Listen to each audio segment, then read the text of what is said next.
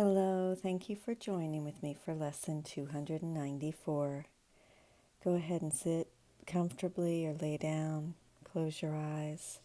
Let's start with big deep breaths in through the nose, if possible, and out through the mouth. I would go ahead and repeat this at least 4 times as I read, and feel the tension leave your body. Feel it just melt away as you listen. Lesson 294. My body is a wholly neutral thing. I am a son of God. And can I be another thing as well? Did God create the mortal and corruptible? What has God's beloved Son for what must die? What use has God's beloved Son for what must die? And yet a neutral thing does not see death, for thoughts of fear are not invested there, nor is a mockery of love bestowed upon it. Its neutrality protects it while it has a use, and afterwards, without a purpose, it is laid aside. It is not sick, nor old, nor hurt. It is but functionless, unneeded, and cast off. Let me not see it more than this today, of service for a while, and fit to serve, to keep its usefulness while it can serve, and then be replaced for a greater good. For greater good, not a greater good. My body, Father, cannot be your Son, and what is not created cannot be sinful nor sinless, neither good nor bad. Let me then use this dream to help your plan that we awaken from all dreams we made. And so it is. My body is a wholly neutral thing. We will now move into a silent meditation for 5 minutes. Please focus on this lesson as your mantra or a mantra of your choice. My body is a wholly neutral thing.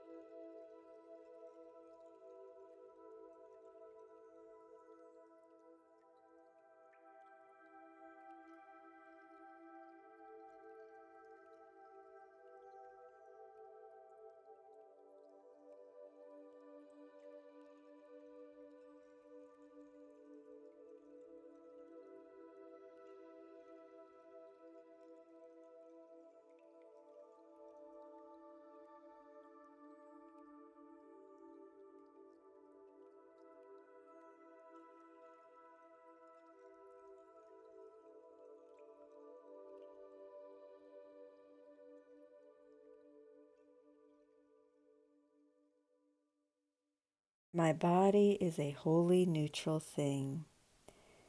This is Ken Wapnick, PhD.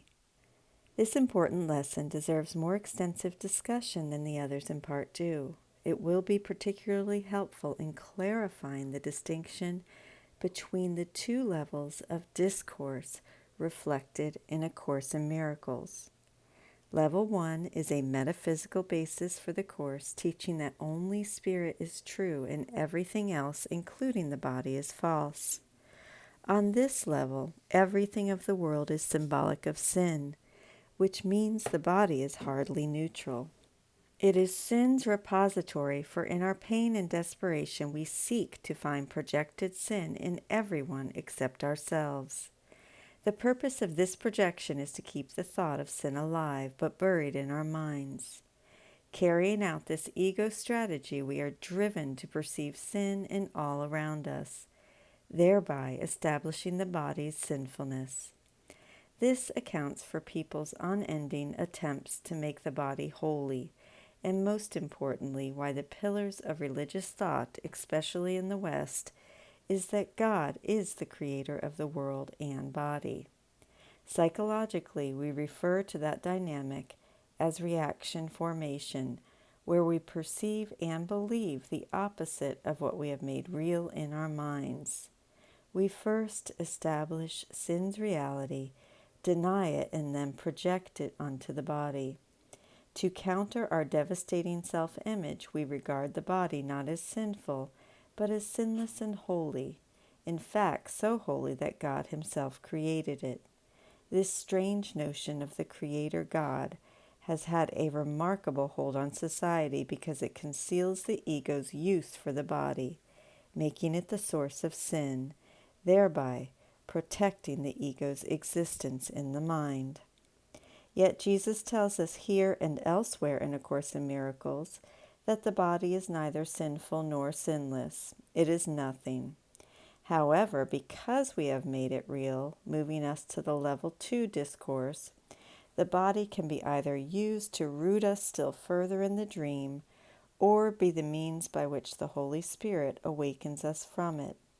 In that sense, the body is neutral because it merely awaits the split mind's decision to project the ego's purpose of reinforcing the dream of sin, or extend the Holy Spirit's purpose of our learning through the body that the world is an illusion, not wicked, evil, sinful, just an illusion. The ego's point of view, death proves the reality of separation and guilt, and that God's punishment has been accomplished. Therefore, death is hardly neutral within the system that teaches we are separate from God. The mockery of love. This mocking thought is projected into the body, which too becomes a mockery, or, as the Course says, a parody or travesty of the glorious self that God created. When we realize the body is neutral, we realize as well that it cannot be hurt. We have seen several lessons recently that center on this idea that we can be hurt only by our thoughts. Again, the body itself is not vulnerable, for it is inherently nothing. The Song of Prayer contains a lovely rendition of death when seen through the eyes of the Holy Spirit. In his vision, death is irrelevant to the body, for it reflects the mind's decision to choose Christ's vision and its right-minded and holy purpose. I'm going to go ahead and read this now from the Song of Prayer. This is what death should be, a quiet choice made joyfully and with a sense of peace, because the body has been kindly used to help the Son of God along the way he goes to God. We thank the body then for all the service it has given us, but we are thankful too the need is done to walk the world of limits and to reach the Christ in hidden forms and clearly seen, at most in lovely flashes. Now we can behold him without blinders, in the light that we have learned to look upon again. When the body's purpose is given to the Holy Spirit, we remember that our feelings here serve only to reinforce the ego, perpetuating the decision we made to be separated. Once we understand the proper mind-body relationship, we can at last make a meaningful choice in our minds. Therefore, nothing in this course should be used to deny the body. Excuse me. At the same time, nothing in this course should be used to glorify the body, making it into something it is not. Made to kill, the body has become a classroom that Jesus uses to help us learn that God's Son is eternal. We have seen the overwhelming emphasis Jesus places on the idea throughout A Course in Miracles that what is not created cannot be sinful nor sinless, neither good or bad. My body, Father, cannot be your Son, and what is not created cannot be sinful or sinless, neither good nor bad. He means it very literally that we are not bodies. Moreover, since the body did not come from God, it cannot be real, and thus can have no qualities, good or bad, holy or unholy, well or sick, alive or dead, fit or not, beautiful or ugly. Once we assign a quality to something, we give it reality. Jesus is not telling us to feel guilty when we do this, but he does want us to be aware of what we do so he can help us reinterpret our experience and understand it to be a projection of the ego's belief in fantasy and illusion. Learning that the ego's reality is not in the world but in the mind, our decision maker can reverse its mistaken choice. God's plan is the atonement at one-ment, carried out through our forgiveness or change of mind. Once again, what facilitates this change is allowing our new teacher to shift how we perceive the body. The following statement from the text summarizes this plan and integrates the two levels of discourse with which we began our discussion of this lesson. The body is an illusion which is not made by love, and yet it can be the healing instrument of the Holy Spirit, who can use it lovingly, to teach us that only Spirit is real. And this is from chapter 18. The body was not made by love, yet love does not condemn it and can use it lovingly, respecting what the Son of God has made and using it to save him from illusions. And so it is, and that's exactly what the Holy Spirit does with everything in this world that we give to him. Uses it to save us from illusions. I thank you so much for joining with me today in lesson 294. My body is a wholly neutral thing. Have a beautiful day, and I will see you tomorrow.